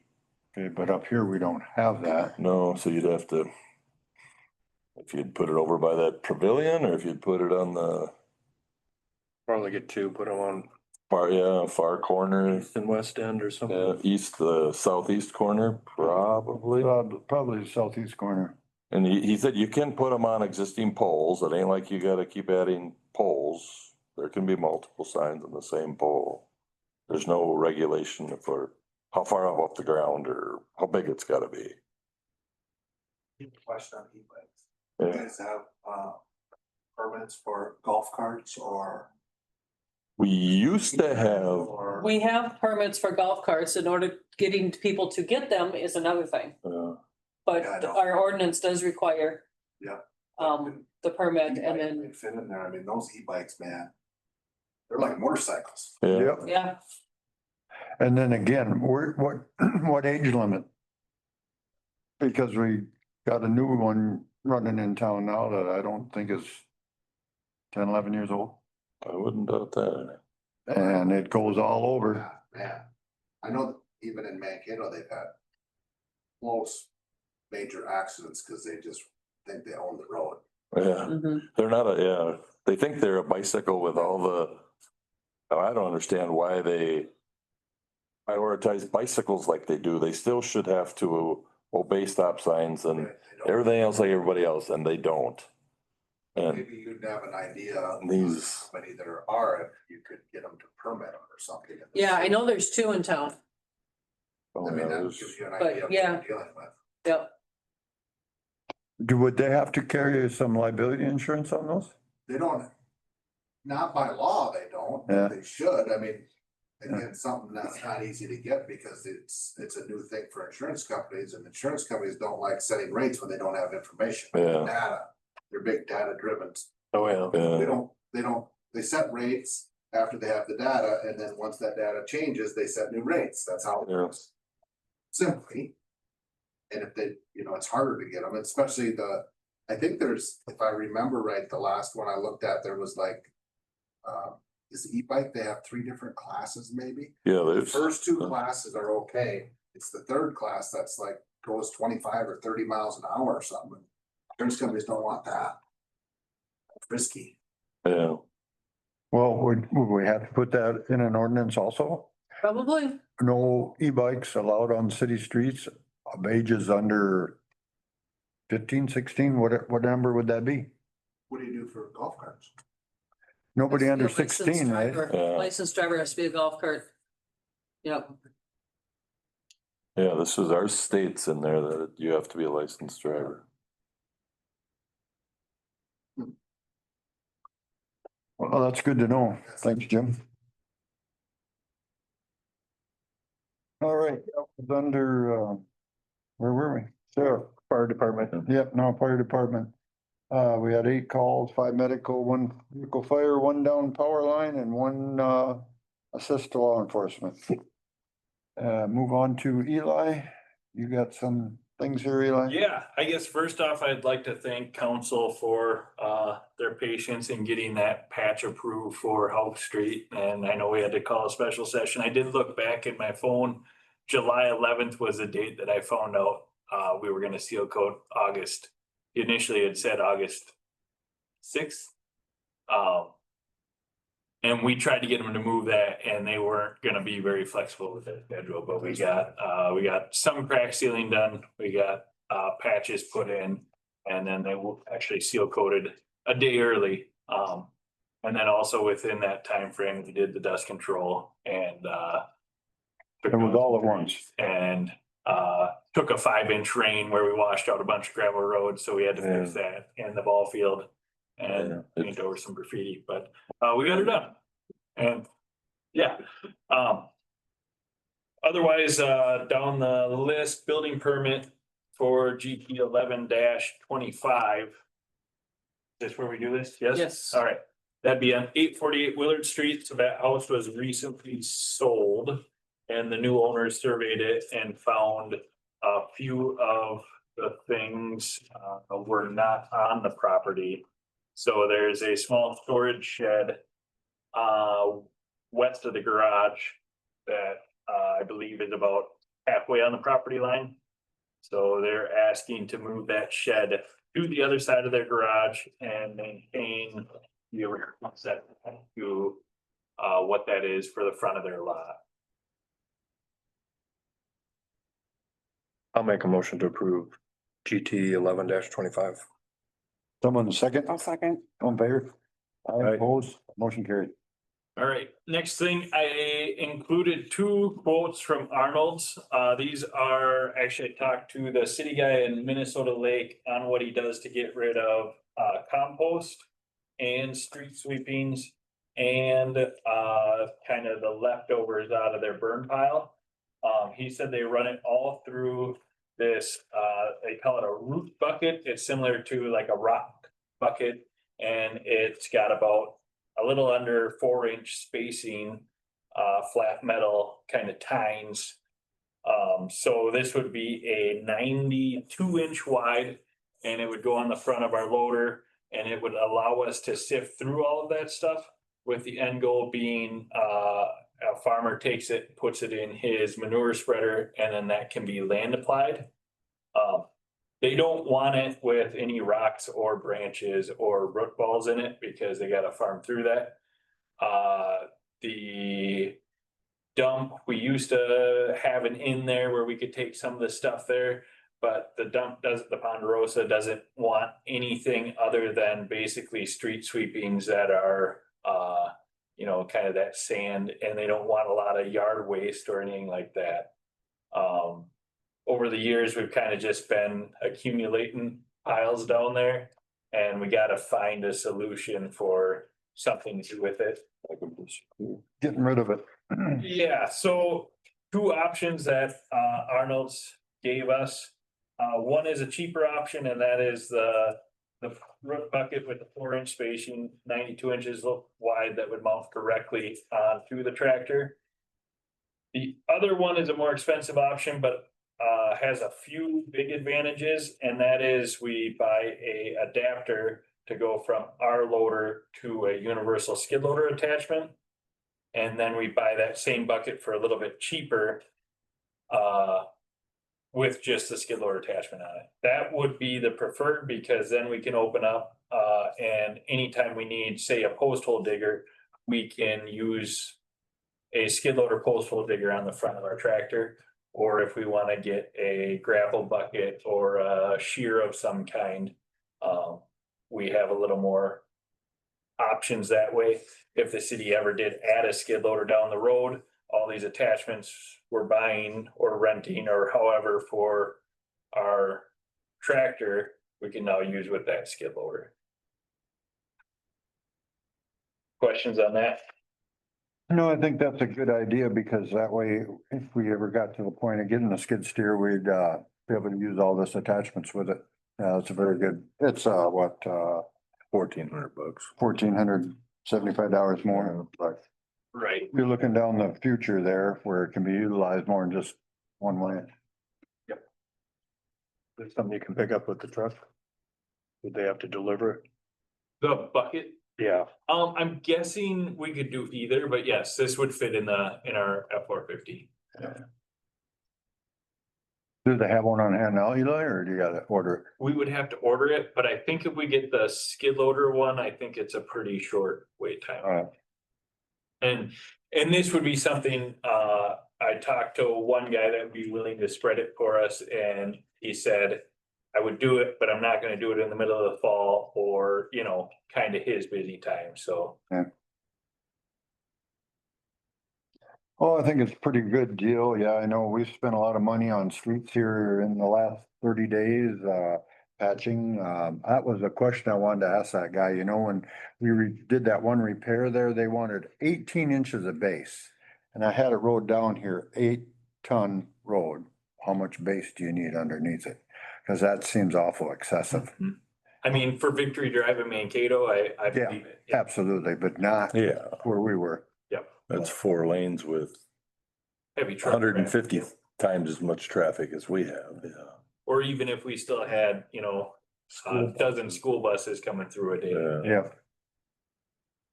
Well, with that being said, somebody want to make a motion then to approve the cost of $49.75 with a bucket with the adapter for skid steer attachments sometime later in life? I'll make a motion to accept Arnold's bid for the skid steer attachment, $49.75. Someone in a second? All in favor? I oppose. Okay. All right. So striping, we were able to get a few striping quotes, stuff that was seal coated, all the blacktop roads, will be swept off probably this week, if not next. And then we're kind of free to stripe and get our crosswalks in and also some diagonal part, post office and church. I initially put out for 2 and then, Jim had made me aware that there's another guy that does it, so I reached out to that guy. And he came in with a third lower, with $1,470.70, and that's through that feeder striping. That didn't make the package because he sent that Thursday evening. They have it. Yeah, but I believe we got that. The one that lives out on How much was it? road. $1,470.70. Not sure what Gene's from Amboy. There were 2 others. And I think Originally. the next up. I don't know where he was lives now. 2,615. One was 3,400, one was 2,615, one's 1,470. So I don't have any real background on striping or what company does well or what doesn't.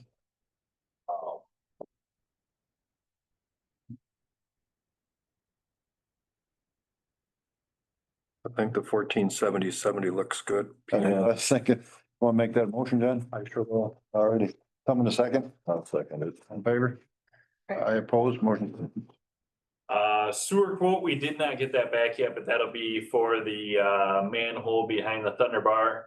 That's that block chimney that is probably an I&I source and also needs some blacktop done around it. There's that one right there and that next one down, might, just look at that one.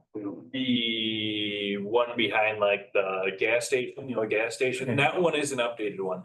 Yep, Oh, that is a is? concrete Okay. formed one, yep.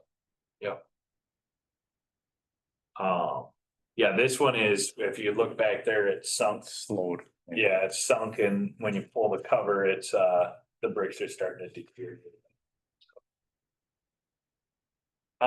Next, there was a quote from WW. That was one we had been working on for a while, and that is to take out the riprap on South Hawk and Willard Street that was placed there, and then basically add concrete curb, a catch basin, blacktop, and I believe that area was 18 by 41, so that blacktop would come out to the street.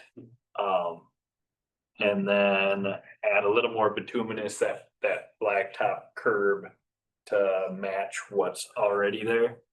And then hook all that down and into the existing storm sewer pipe down the hill there. Do we have to get a easement from the individual down there and to hook up to the pipe? We would have to get an easement to cross the property and hook onto that, yes. That seems kind of high, and it says remove approximately 22.5 a concrete curb. They're not gonna take out 22 feet of concrete curb, are they? I measured it, and that's basically that radius where it's sloped back to Yeah. the street, yeah, yeah, Okay, so. yeah, as long as they don't keep coming north. No, Okay. no, I think that's just the You know radius. what they'll do with the riprap they take out? We were gonna remove that and store it for now. Do you have a place for it? We can talk later. In the, Possibly. in the ponds or, No, oh, somewhere else. Okay. Somewhere else east of town. Oh. Probably not that. Do we have to store the sweepings or they haul that away the sweepings that they're gonna, off the street? so we're going to use that for whatever. In the winter time for the hills, Yeah. so, Yeah. yeah, we're gonna keep that. That's like we have a pile down to the lagoon now. I mean, we're not in a, since we got that down so late, are we under a time restraint to get that off? Is there, They just usually come back within a certain amount of time and sweep it up and then they're done, cause then I don't think we pay them until do that final sweep, right? That's right. Yeah, that's on their bid and I assume it's scheduled. I talked to them today and told them that we definitely want to keep those sweepings on site Yeah. or ice control or whatever. Yeah. yeah, no, that's good that we're gonna keep it. I just meant, Yeah. what is the time frame that they say it should be down? I mean, Yeah, I we think got a late start, so I wanna make sure that we're just a week. I think a Okay. week, yeah, yeah. I wanna make sure that it does, yeah, gets worked in and good, yeah, We're on the schedule, but I haven't heard when we're, yeah. okay. Were you down there when they did that patch, Eli, there where they wanted to put 18 inches? Was it all muck?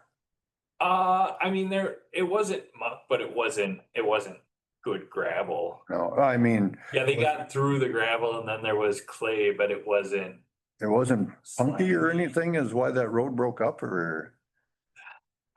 In that one area it was, and Yeah. I'm sure that was getting exposure to water Water. too from Yeah. that failure, but yeah. Oh, they really got a nice patch in there. Yeah, Very nice. yep, and it was nice to get that seal coat over it and Yep. it'll be, yeah. Be around a while. Yeah.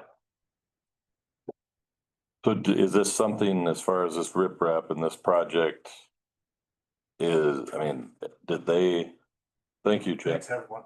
Yeah, thanks, Chad. Is this, did they start this or is this a continuation with them or can we get other bids? I'm just Yeah, kinda we can. open up questioning to other the bids and yeah. it is- $27,000 seems like Yeah, a it seems lot of very high. money. There's probably fat to trim on this and he sent this to me, I don't remember when. The end of July and that was when that seal coating was happening and stuff and I printed it out and handed it to Sue and here it is. Sure. Cause what, I mean, to dig that up, put that riprap down and kind of do what we did must have cost us, Like eight. okay, Eight. just say It 10,000. was gonna be a $12,000 patch, wasn't it? or Okay. Something like that. Up to, I think. That big one? I think we're on to some, we're talking about, Yeah. replacing the riprap, Yeah, Yeah. right? Yeah. I was just curious what kind of that project came up. I don't know if that was supposed to be I'm new, so I'm Same. catching up. Yeah, you too. So was that supposed to be a temporary thing or I mean, we spent 10 grand there. I think it was kind of a stopgap to, once we got bonding money, Okay, was the explanation I was given. Once we got bonding money, we could do something more permanent, but, if you had another 27,000 onto 10,000, right, that's getting to be an awfully expensive corner. yes. You could maybe contact that Chambers that done that sewer. He might have a little, I'll take a little bobcat backhoe to dig down that hill and set a structure. Yeah. Yep. I mean, otherwise, I mean, we can talk to other people, and we do have we have time for this yet. Yeah, Right. Yeah, Yep. I mean, there's enough names out there that do, I think we considered that as a kind of a experiment. well, what's slash happening is temporary, some of the like- water is running over the road and it's going down into that house property. So we put this in here to stop the water, but that riprap was not the answer. Yeah, Because it all the didn't sound like it. all the, what do you call them, off the maple trees are all in there and they're all sprouting, and they're growing. Helicopters, yeah, Who's gonna clean that up? Yeah, That no. is our right of way or easement. okay. So, yeah, there's other people we can look at for as far as the plumbing and setting a manhole. Okay. Yep. Because, Well, I knew where we were talking about, but when I saw $27,000, I Yeah. thought, holy. It's, yeah, and the 41 feet deep is probably excessive. You know, I think initially there was like some parking area there. Yeah. And we were talking about returning that parking area so that residents has somewhere to park that isn't right on the street. Oh, Like snow okay. removal. for winter time, Yeah, because they were always good people for putting it there. So you could plow right by their house because they have Yeah. no other option than the street. yeah, So, yeah, we'd like to return that for a parking area oh, well, that makes sense. and make it a lot better looking and something that can be maintained That easily. actually is gonna work, yeah. Okay. That answers my questions. Didn't Bolton and Mink engineer that? So there should be some engineering information around somewhere.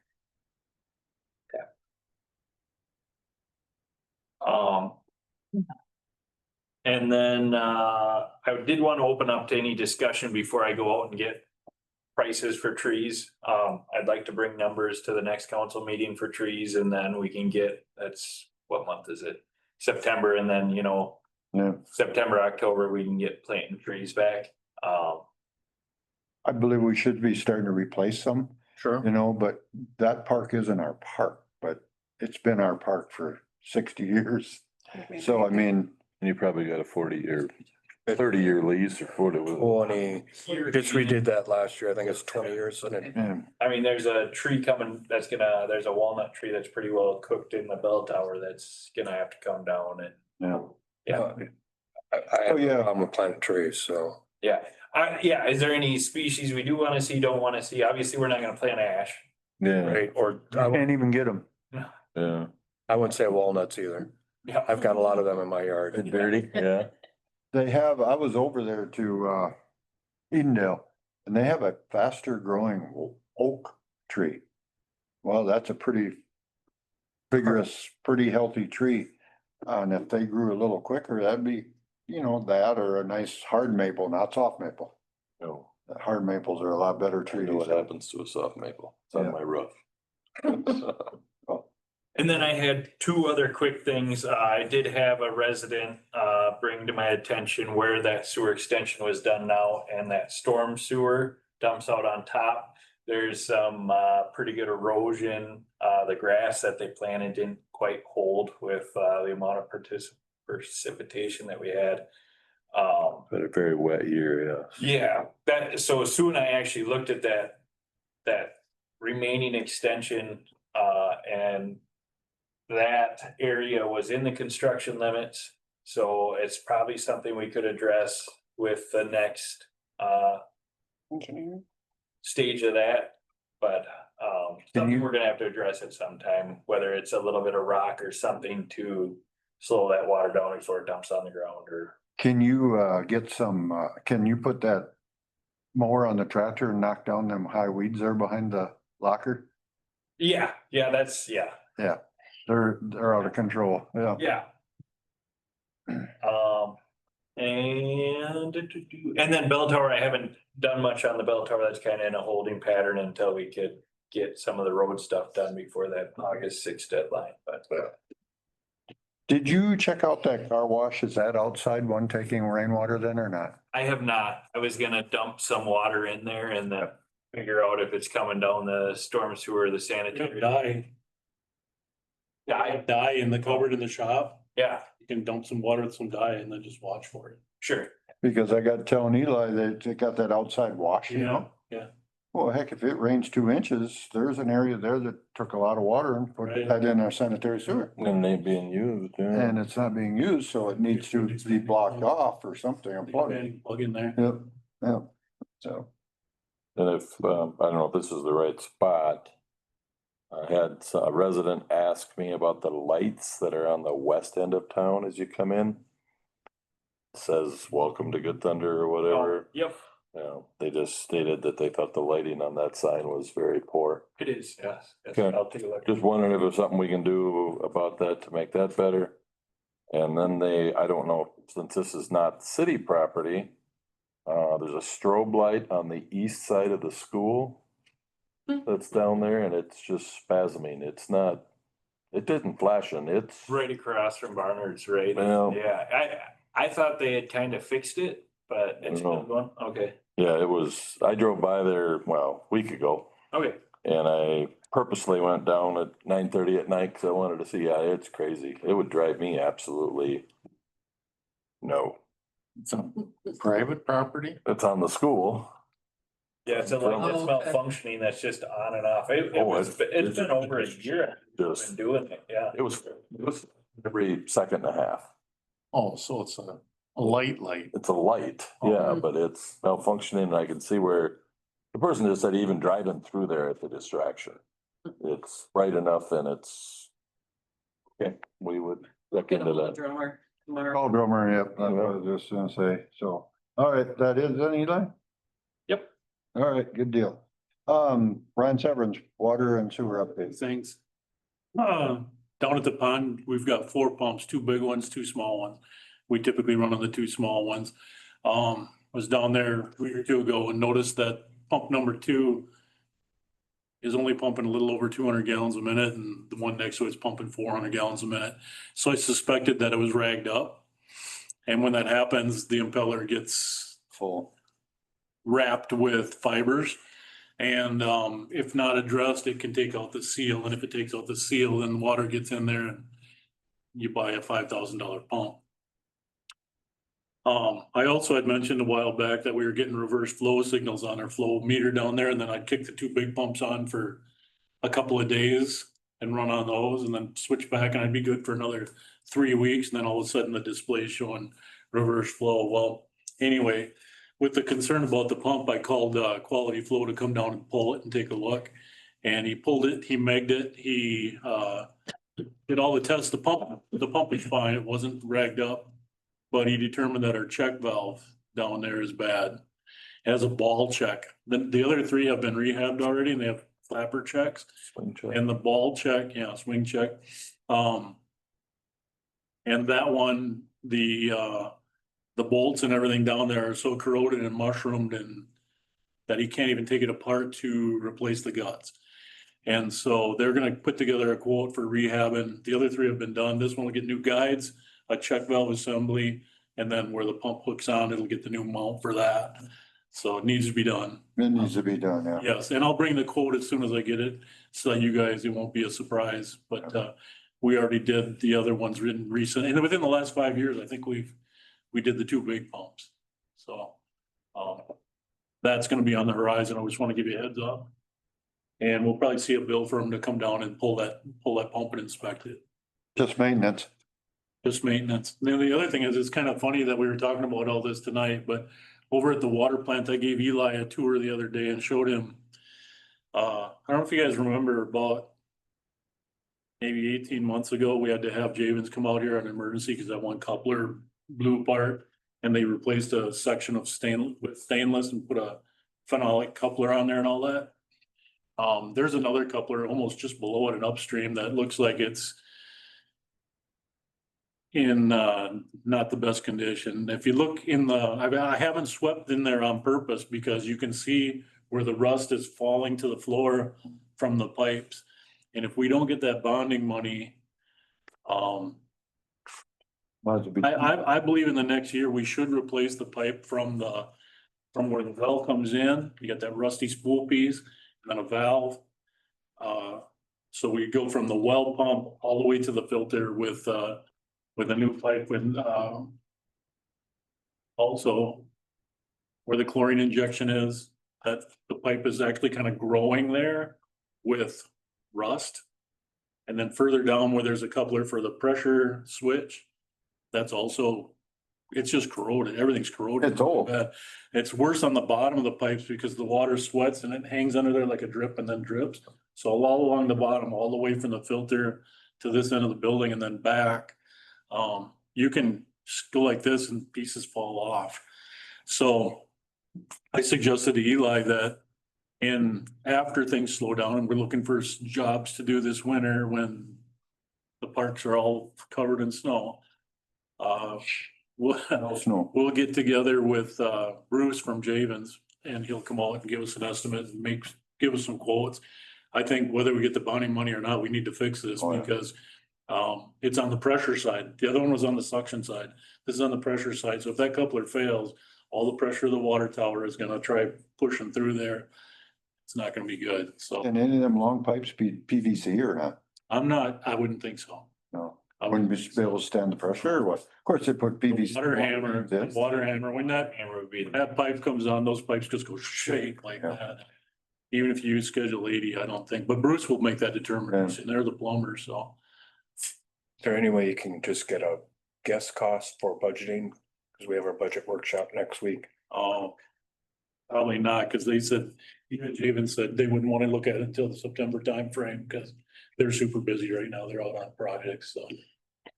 Just so we can ballpark it. Yeah. I mean, I could call them with a amount of pipe and we could see if we can't get a budget number. We can see if we can get Bruce to go and look at You could it. have CMR. He won't give you a quote with all of that. I mean, it doesn't have to be anything set, but just, a guide, it's gonna cost us at least $100,000, so we can. Oh, it won't be that much. No, Right. Yeah, I'm just. Is it 20 or 50? Yeah. Okay. You could I have, don't know. you could have CMR I'll get with Them him, guys. and I'll give him. Yeah. actually work for Javens by that Yeah. Mike Jacobs. Yep. He did all their stainless. He was probably the one that did it originally. He started his own company. Oh, I'll give you Bruce's contact. We can call him and he give us a quote. and again, basically that's all maintenance and we do, I thought I seen it somewhere have like 136,000 is it in the water and 100 or was it vice versa versus Very little over there. yeah. So we got money in there and basically it's all maintenance. It's just replacing the old with new. Anything else, Lance? Oh, that's all I had. Thanks. All right, thank you. Okay, clerk treasurer, You asked for an update, so I put my update in there. that's your update? That's my update. Well, thank you. Yes, you're welcome. Just a reminder, the budget meeting is next Monday at 5. Okay, And I sent out the first round of, I don't know what I sent out, like 7 or 8 property letters with the new ordinances. Kind of focusing on vehicles in yards, should not be there, excess vehicles, that type of thing. is that for long grass too? Weeds? Well, if the property that has vehicles sitting there and they also have weeds, we're doing that, yes. Okay. But we gotta start somewhere and I don't wanna send out a whole bunch of letters and then end up with 15 residents here at the next council meeting. Right. So, Yes. and then the second letter will go out tomorrow. Those that are not in compliance with the first letter, they will get the second letter, hopefully tomorrow or Wednesday. And that will have the $50 fine in it. And then letting them know that they can come to the September council meeting and they can state their case. The ones you sent them to, has there been any? I have Yeah, not heard feedback. anything from any of those letters I have sent. But I did the ones that were, that have been up for discussion for several times. Stream. And I do have pictures to back all that up. And do we have to, are some of these rental properties No, besides? not that I'm aware of, none of these are rentals. Okay, They're all homeowner properties. well, we just gotta, stay on them, keep this So, moving. yeah. I sent out 3 disconnect notices for water meters. We still have 1 that has not paid. The other 2 have paid. I've been trying to stay up on top of sending the letters and doing that. Speaking of the water, in the notes that I sent, the water service connection fee is going up from $9.72 up to $15.22. beginning January. Yeah, that's fine. Nope, that's the water connection. That's once a year in July that gets billed. And then that goes right to the state. Oh, that goes. It goes to the Or state. it goes to. Where does that go? I thought you said in there it was for me. No, this goes to the state. The DNR, It's reduces the state's resilience on federal infrastructure yeah, this gets sent in to that water surplus. I don't know, it's just a fee in July. I can't remember the exact name of it. It's kind of like a permit to be able to pump water out of Hey, did we send it on to water? Help me out, Brian. the DNR does our well water, so every year I give you the total that we pump from the well, and then there's Yeah, an no. annual fee. That- No, this is per connection. Yeah, This is a once a year fee per connection that we send off. It's required, so. Anyway, yeah. The next thing I have is rental inspector. This year, we're kind of an off year for our rental properties, but next year, because it's every 2 years. Last year we had, last year I did it. We had such a hard time trying to get a hold of Judd. The other cities I've talked to, they have actually contracted with an actual rental inspector or an inspector, and they actually pay them. So I don't know if that's something council, if we want to keep enforcing the rental applications and the rental properties, and we want them inspected, I think we need to find somebody who's consistent. I think so too. I Yeah. mean, it took totally agree. several months and me and some residents to get Judd out here last time. So Chapel Street Apartments, these apartments, do they fall under that too then? Do they have to be inspected or not? Not that I'm aware of. So is that something that should be done? That's usually up to the property owner and depending on what type of funding they have. Because I mean, I think there's been a call or two that the fire department went there and the smoke detectors were gone. Mhm. They should pass rental inspection too. Well, Have a rental license. they have a rental, they don't get a rental license from us though. Oh, But who's watching over that? Well, it should be, I mean, like I said, normally it's if it's a rural development property, Amy knows more about this than I do now. But if it's, depending on who's holding the funding for that property, they have inspectors. And they're inspected yearly or randomly. Then they need to provide us a piece of paper then too, right?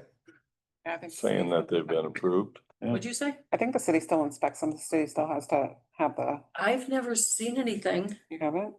Mm-mm. Something you can check out. The one up here on Sherman seemed like something to do with the state. Well, that one is, There was a.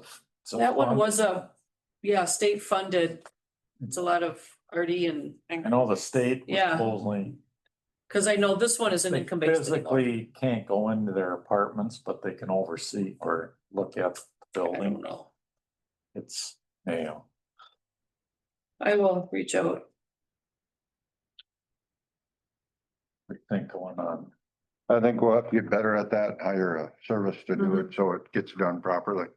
Yeah, that's a good idea. Consistent, yeah. So I Anything, could reach out and find, check into, see if I can get some information from other towns on who they have. Did you want to do, talk about 131 North Hope too, Sue? Yes, so that one has a $48.40. It's garbage. Resident has passed away. I'm asking council for permission to write that balance off. yeah. Somebody need to make a motion on Yeah, that. motion for Somebody the, make a motion to write that off. I'll make a motion to write out the $48.40 on 31 North Hope. And somebody second, Second. all in favor, say aye. Aye. Opposed, motion carried.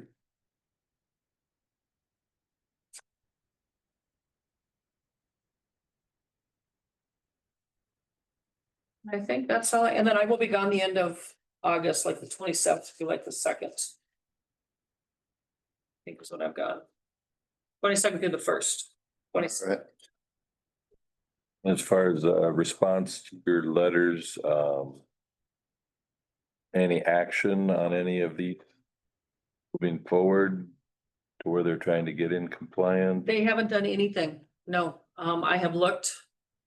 And Eli's been checking too when he does his routes and stuff, but so far I have not seen any So, compliance to I the vehicles. Did notice on the building permit of this one, It's stated on there. I don't know if you added that, completion date or whatever, how you worded No, that. he said that. Yeah. He said the Oh. complete date. I think that's something that we need to add into all our permits from now on. Yeah, Cause just cause they get a permit, don't mean they get That it. is something I did talk to our attorney about regarding building permits, and he had said usually if there's no work in hundred and eighty days, that permit is void.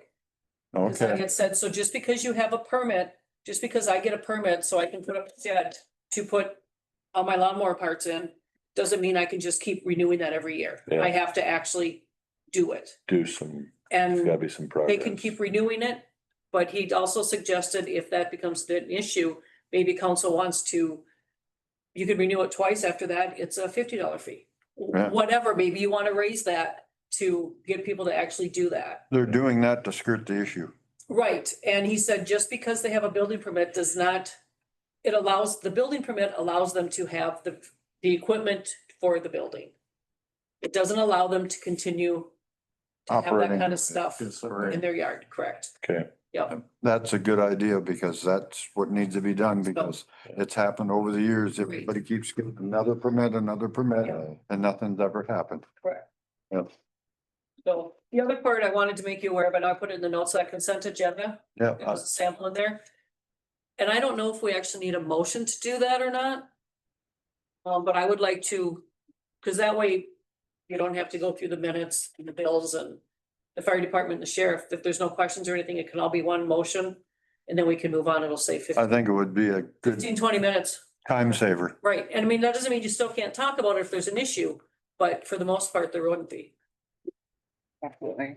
I think that's a good idea. Yeah, I do feel. To shorten up the meetings, because you know, we get in pretty good detail most of the time.